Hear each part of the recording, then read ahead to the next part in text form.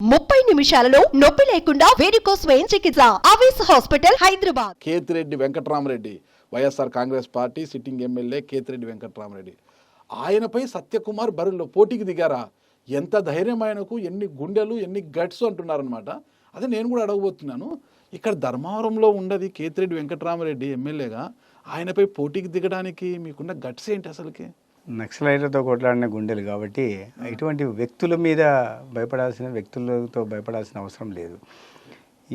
ఎందుకంటే ధర్మవరం పేరుకు ఆ రకంగా, ఎందుకంటే కొన్ని దశాబ్దాలుగా ఇక్కడ కక్షలు కార్పణ్యాలు ఉండేవి, అనేక రకమైన రాజకీయపరమైన హత్యలు ఇక్కడ జరిగాయి. దాని కారణంగా ధర్మవరం అనేసరికి ఒక భయానక వాతావరణం నెలకొని ఉంది. వ్యక్తుల మనసులో కూడా ధర్మవరం అంటే అది ఏందో, కానీ ఇక్కడ మనుషులు చాలా తీయనైన వాళ్ళు. ఇక్కడ మీ ఉద్యాన పంటలు కూడా చాలా తీయగా ఉంటాయి మీకు తెలుసుకుంటే. ఈ వ్యక్తి కారణంగా ఈ ధర్మవరానికి ఆ చెడ్డ పేరు వచ్చింది. వ్యక్తి కారణంగా ఇక్కడ ఎమ్మెల్యేగా మీరు అంటున్నారు, ఏ పేరైతే తీసుకున్నారో కేతిరెడ్డి వెంకట్రామరెడ్డి అని, ఆ వ్యక్తి కారణంగా. ఎందుకంటే గత కొన్ని సంవత్సరాలుగా అతనికి ఎందుకు భయపడుతున్నారు ప్రజలు? దారుణాలు చేయడము, అరాచకాలు చేయడము, కత్తులతో వాళ్ళ వందిమాగదులు స్వైర విహారం చేయడము, అంటే వాళ్ళు కబ్జాలు చేసుకుంటూ ఎక్కడ వెళ్తే అక్కడ భూములను కబ్జా చేసుకుంటూ ప్రజల మీద అరాచకాలు చేస్తూ అభివృద్ధిని పూర్తిగా గాలి వదిలేసి సంక్షేమాన్ని వదిలేసి ఈ రకంగా దౌర్జన్యాలతోనే కాలం వెలిబుచ్చుతూ వచ్చారు. గతంలో ఎమ్మెల్యేగా ఉంటున్న 5 సంవత్సరాలు కానీ, ఇప్పుడు ఎమ్మెల్యేగా ఉంటున్న 5 సంవత్సరాలు కానీ. కాబట్టి ఇటువంటి తాటాకు చెప్పులకు భయపడడానికి నేను బీజేపీ కార్యకర్తనండి. కాబట్టి మహా చూసినప్పుడు వ్యక్తులకు భయపడాల్సిన అవసరమే లేదు. ఈ ఎదురొడ్డి నిలబడడం అలవాటైన వాళ్ళం. నేనేది ఏంటి భౌతికంగా అని కాదు, సైద్ధాంతికంగా అనేక వాటితో పోరాడిన సంస్థ నుంచి వచ్చాను నేను. ఒక జాతీయవాద భావాలు ఉన్న సంస్థ, ఆర్ఎస్ఎస్ అనుబంధ సంస్థ విద్యార్థి పరిషత్లో పెరిగిన వాడిని. భారతీయ జనతా పార్టీలో కొన్ని సంవత్సరాలుగా పనిచేసిన కార్యకర్తని. అనేక రాష్ట్రాల్లో పనిచేసిన నేపథ్యంలో అనేక పరిస్థితులు ఇటుకన్నా దారుణమైన పరిస్థితులు ఎదుర్కొన్న సందర్భాలు ఉన్నాయి. ఇటువంటిది రాజకీయాల్లో ఈ మాత్రం కూడా చేయలేకపోతే, ఎదుర్కోలేకపోవడం అనేది మా రక్తంలో లేదు. ఎవరితోనే ఎదుర్కొనే ధైర్యం ఉంది, ఆ సత్తా కూడా ఉంది. ఖచ్చితంగా ఉందండి, దాంట్లో ఏం అనుమానమే లేదు. పర్సనాలిటీ కూడా ఒక చిన్న పర్సనాలిటీ, భారీ కటౌట్ కూడా కాదు. ఆ ధైర్యం ఎక్కడి నుంచి? ఆ గుండె ధైర్యం, గుండె సైజు ఒకటే ఉంటుందండి. కటౌట్తో సంబంధం లేకుండా గుండె సైజు ఒకటే ఉంటుంది. ఆ గుండెలో ధైర్యానికి కటౌట్తో సంబంధం లేదు, కటౌట్తో పని లేదు. గుండెలో ధైర్యం ఉండాలా. మీరు చేసిన సంస్థ ఇచ్చిన ప్రేరణ కానీ, మీరు పనిచేసిన సందర్భంలో కలుసుకున్న వ్యక్తులు కానీ, ఆ పరిచయాలు కానీ గుండెలో ఆ ధైర్యాన్ని నింపుతాయి. ఇట్లాంటి ఉడత ఊపులకు భయపడే గుండె అయితే కాదు ఇది. దేనికి భయపడుతుంది సత్యకుమార్ గారు? సత్యకుమార్ ఏదన్నా ఒక అవినీతి ముద్ర వేసుకోవడానికి భయపడతాడు. అరే సత్యకుమార్ చెడ్డవాడు అనిపించుకోవాలంటే సత్యకుమార్కి భయం వేస్తుంది. సత్యకుమార్ ఎవరి మీద దౌర్జన్యాలు పాల్పడతాడు అంటే భయం వేస్తుంది. సత్యకుమార్ ఎప్పుడన్నా ఎవరైనా కమిషన్ తీసుకుంటాడో ఇంకోటో మిగతా వాళ్ళలాగా అని అనుకుంటారేమో అని భయం వస్తుంది. సో ఆ ఇమేజ్ కాన్షియస్ ఉన్న వ్యక్తి సత్యకుమార్. సో ఈ నిందలు మోయడానికి సిద్ధపడిన వ్యక్తి సత్యకుమార్. అంతేగాని ఇటువంటి శక్తులకి, అరాచక శక్తులు ఎదురొడ్డి నిలబడడానికి, పోరాడడానికి భయపడే గుండె అయితే కాదు.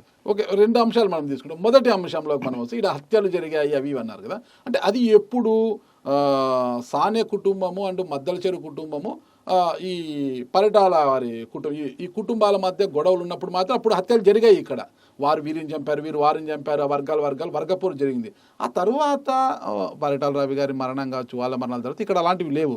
అంటే వెంకట్రామరెడ్డి గారు ఎమ్మెల్యే అయిన తర్వాత హత్యా రాజకీయాలు లేవు కదా ఇక్కడ? హత్యా రాజకీయాలు గతంలో ఉన్న వాళ్ళందరినీ వెంటేసుకొని తిరుగుతుంటాడు. గతంలో కేసులు ఉన్న వాళ్ళని వెంటేసుకుని, మీరు చుట్టూ ఉన్న రౌడీ ముక్కలు చూస్తే నా పేర్లు తీసుకోవడం కూడా నాకు ఇష్టం లేదు. వీళ్ళందరూ ఒక మర్డర్ కేసులో, 2 మర్డర్ కేసులో, ట్రిపుల్ మర్డర్ కేసులో ఉన్న వాళ్ళు, ముద్దాయిలుగా ఉన్న వాళ్ళు, జైలుకి వెళ్ళి వచ్చిన వాళ్ళు.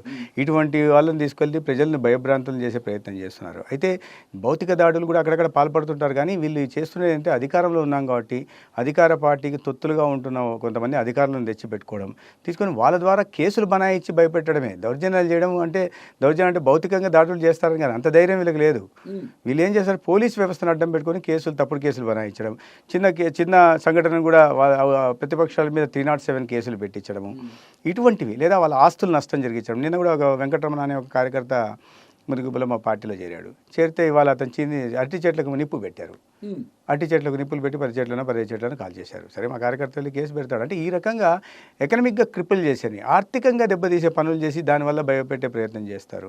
లేదా దొంగ ఏది భూములు ఏమైనా ఉన్నాయనుకోండి, వాటిని నిషేధిత భూముల్లోకి 22 చేర్చేయడం, దానివల్ల ఇబ్బంది పెట్టడం, వాళ్ళు కోర్టుకు వెళ్ళేలా చేయడం, ఇటువంటి జిత్తుల మారి తనం తప్పిస్తే నిజమైన ధైర్యం ఉన్న వ్యక్తులు కాదు. ఈ రకంగా ఆర్థికంగా దెబ్బతీసి ఆర్థిక మూలాలను దెబ్బతీసి దానివల్ల భయభ్రాంతులు చేయడం ఈ రకమైన పనులు వీళ్ళు చేస్తుంటారు. మరి మీరు ఇన్ని చేస్తున్నారు వెంకటరామరెడ్డి గారు అని అంటున్నారు కదా, కానీ ఆయన గుడ్ మార్నింగ్ ధర్మవరంతో ప్రజల ముందుకు రోజు వెళితే జగన్మోహన్ రెడ్డి గారన్నా ప్రజల మధ్యకి ఇప్పుడు ఎన్నికల మూమెంట్లో వస్తున్నాడు. ఈయన ఎమ్మెల్యేగా గెలిచిన నాటి నుంచి నేటి వరకు గుడ్ మార్నింగ్ ధర్మవరంతో తిరుగుతున్నారు ఆయన. ఇప్పుడంటే ఎన్నికల కోడ్ ఉంది కాబట్టి వెళ్ళట్లేదు లేండి.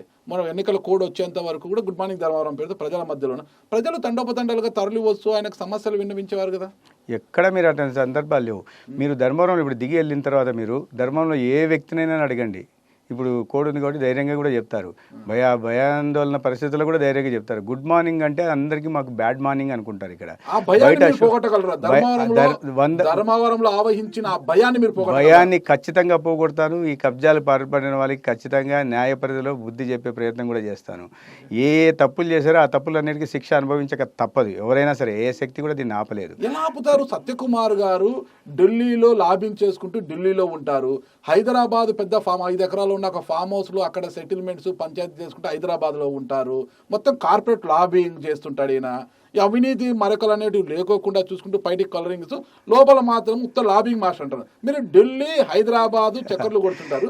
ధర్మవరంలో ఎప్పుడు కూర్చొని భయాన్ని పోగొడతారు మీరు అసలుకి? ఏమండి, సత్యకుమార్ అనే వ్యక్తికి ఎక్కడ బాధ్యతలు ఇస్తే అక్కడ వెళ్ళి పనిచేశాడు. సత్యకుమార్ ఒక లారీ డ్రైవర్కి పుట్టిన దిగువ మధ్య తరగతి కుటుంబంలో వచ్చినవాడు. నేను ముందే చెప్పాను, సత్యకుమార్ ఇమేజ్ కాన్షియస్ కలిగినవాడు. సత్యకుమార్ ఎక్కడ కూడా ఒక చిన్న అవినీతి ఆరోపణ, చాలా పెద్ద స్థాయిలో పనిచేశాడు. అనేక కేంద్ర మంత్రుల దగ్గర ఓఎస్డీగా ఉంటూ, ఉపరాష్ట్రపతికి ఓఎస్డీగా ఉంటూ చాలా పెద్ద స్థాయిలో డిఫాక్టో వ్యక్తిగా మంత్రిత్వ శాఖలు నడిపాడు. నేరుగా ఆనాటి అటల్ బిహారీ వాజ్పేయి దగ్గర నుంచి లాల్ కృష్ణ అద్వానీ గారి నుంచి నేరు ఉన్న అగ్రనాయకత్వంతో నేరుగా సంబంధాలు ఉన్న వ్యక్తి. ఇటువంటి సంబంధాలు ఉన్న వ్యక్తి కూడా ఒక అవినీతి మరక ఎక్కడ లేదు. ప్రతిపక్షాలు ఇట్లాంటివి ఏమన్నా చెప్తే నేను ఫస్ట్ టైం వింటున్నాను మీ నోటి నుంచి. ఇటువంటి ఇది ఎక్కడ సత్యకుమార్కి ఫామ్ హౌసే లేదు. సత్యకుమార్కి ఉన్నది ఒకే ఒక ఇల్లు, అది హైదరాబాద్లో ఉంది. ఊరి బయట ఉంటుంది. ఊరి బయట ఉన్నవన్నీ ఫామ్ హౌస్లో అయ్యేటట్టు ఉంటే దానికి మీరు చెప్తున్న ఎక్స్టెంట్ కూడా కాదు. ఇంకోటి లాబింగ్ అనే పదానికి సత్యకుమార్కి అర్థమే తెలియదు. లాబింగ్ చేసేవాడు సత్యకుమార్ కార్యకర్త. సత్యకుమార్ కేరళ లాంటి రాష్ట్రంలో పంపిస్తే రాష్ట్రానికి పరిమితమైన రాష్ట్రంలో పనిచేస్తాడు, ఢిల్లీలో కనిపించాడు. ఉత్తరప్రదేశ్ పంపిస్తే ఉత్తరప్రదేశ్లోనే పనిచేస్తాడు. ఇవాళ అండమాన్కి పంపిస్తే అండమాన్లో నెలల తరబడి ఉండి అక్కడ పనిచేస్తాడు. కానీ లాబింగ్ చేసే వ్యక్తి సత్యకుమారే కానే కాదు. సత్యకుమార్ మీద ప్రపంచంలో ఎవడు కూడా ఒక చిన్న విమర్శ ఈ రకంగా చేయలేడు. ఎందుకంటే అట్లా అత్యున్నత స్థానాల్లో పనిచేసే అవకాశం సత్యకుమార్కు లభించింది. ఇంత చిన్న అవినీతి మరక కూడా లేదు. నేను ఇప్పటికీ మళ్ళీ చెప్తున్నాను, నాకు దేనికైనా నేను భయపడతానంటే ఈ అవినీతి మరక అంటించుకోవడం నాకు ఇష్టం లేదు. ఎందుకంటే వాడికి దూరంగా ఉంటాను. లాబింగ్ అనే పదానికి అర్థమే తెలియదు. ఎందుకంటే ఒక కార్యకర్తను నేను. కార్యకర్తగానే లాబింగ్ చేసేవాడు ఉంటే ఈ స్థాయికి చేరుకునే ప్రసక్తి. బీజేపీ కార్యకర్త కన్నా ఎక్కువ మంత్రుల దగ్గర, ఉపరాష్ట్రపతి దగ్గర, ఓఎస్డీగా ఇవే చేశారు కదా. కార్యకర్తగా ఎప్పుడు పనిచేశారు మీరు? ఏమంటే విద్యార్థి పరిషత్ నుంచి కార్యకర్తగా పనిచేశాను. ప్రభుత్వంలో నేరుగా ఎప్పుడు ప్రభుత్వంలో పూర్తిగా లేము. అయినా మంత్రుల దగ్గర ఓఎస్డీకి చేసినా నేను చేస్తున్న పని పార్టీ కార్యక్రమాలే చేసేవాడిని. ఒకవైపు ప్రభుత్వపరమైన పనులు చేసుకుంటూ పార్టీకి మంత్రిత్వ శాఖలకి అనుబంధంగా పనిచేశాను. ఉదాహరణకి గత సంవత్సరం 14-19 మధ్య చూస్తే మొదటి సంవత్సరం కానీ రెండో సంవత్సరం కానీ పూర్తయిన సందర్భంగా చేసిన కార్యక్రమాలు, లేక తిరంగా యాత్ర చేసినప్పుడు చేసిన కార్యక్రమం కానీ పార్టీ కార్యక్రమం ప్రభుత్వంతో పాటు కలిసి చేసింది. 3 సంవత్సరాలు పూర్తయిన సందర్భంగా మేము సబ్కా సాత్ సబ్కా వికాస్ కార్యక్రమాలు చేశాం. తర్వాత మోడీ ఉత్సవాన్ని చేశాం. ఇవన్నీ కూడా పార్టీకి అనుసంధానం చేసుకుంటూ ఒక కార్యకర్తగా నేను ఆ బాధ్యతలు కూర్చొని. ఎందుకంటే ప్రైవేట్ వ్యక్తిని నేను, ఎప్పుడు ప్రభుత్వంలో నేరుగా లేను. ఆ సందర్భంలో ప్రభుత్వం ఉన్నప్పుడు ప్రభుత్వంలో ఉండి పనిచేసేవాడిని, మంత్రిత్వ శాఖలు ఓఎస్డీగా ఉండేవి. కానీ చేస్తున్న పనులు కార్యకర్తగానే. భారతీయ జనతా పార్టీలో సత్యకుమార్ని ఎవరైనా చూసినా, ఎవరిని అడిగినా కార్యకర్తగా చూస్తారు కానీ ఒక అధికారిగా చూడరు. అధికారిగా ఉన్న కారణంగా పరిపాలనా అనుభవం వచ్చింది, అది నా అదృష్టం. కానీ చేస్తున్న పనులు మాత్రం ఒక కార్యకర్త ఏ పనులు చేయాలో ఆ పనులే చేస్తూ వచ్చాడు. ఓకే, ఇకపోతే మీరు తొలుత సత్యకుమార్ గారు హిందూపురం నుంచి ఎంపీ అభ్యర్థిగా పోటీ పడబోతున్నారు అనేది, బరిలో దిగబోతున్నారు అనేది ప్రచారం జరిగింది. అది కూడా ఎందుకంటే ఎంపీ అనుకున్నప్పుడు మనకి లోకల్ నాన్ లోకల్తో సంబంధం లేదంటే ఎమ్మెల్యేలను బేస్ చేసుకొని పోతుంటుంది ఓటింగ్ అంతా కూడా. ఎంపీ మొత్తం 7 నియోజకవర్గాలు ఫాలోఅప్ చేసుకుంటూ ఎమ్మెల్యేలతో సఖ్యతగా ఉంటూ వారికి వచ్చిన ఓటే వీరికి ఒక ఓటు వాళ్ళకు ఓటు వస్తుంటుంది. అంటే లోకల్ నాన్ లోకల్ ఇక్కడ మనకు పరిగణలోకి రాదనమాట. కానీ ఎమ్మెల్యే అన్నప్పుడు లోకల్ ఉంటేనే బాగుంటుంది, నాన్ లోకల్కి ఆదరణ తక్కువగా ఉంటుంది అంటారు కదా. మరి ఎంపీగా పోటీ చేసిన మిమ్మల్ని ధర్మవరంకి ఏ ఉద్దేశంతో, ఏ లక్ష్యంతో బరిలోకి దింపింది బీజేపీ? ఏమండి మీ ఇది మాట్లాడుతున్నప్పుడు మనం కొన్ని విషయాలు దృష్టిలో పెట్టుకోవాలి. నేను హిందూపురం అడిగిన మాట వాస్తవమే. అయితే పార్టీ రాష్ట్రంలో పార్టీ ప్రయోజనాల దృష్ట్యా నన్ను రాష్ట్రానికి పంపించాలని నిర్ణయించింది. నాకు పార్టీ నిర్ణయమే శిరోధార్యం. మరి చెప్తుంది నేను పార్టీ కార్యకర్తని, సైద్ధాంతిక నిబద్ధత కలిగిన పార్టీ కార్యకర్తని.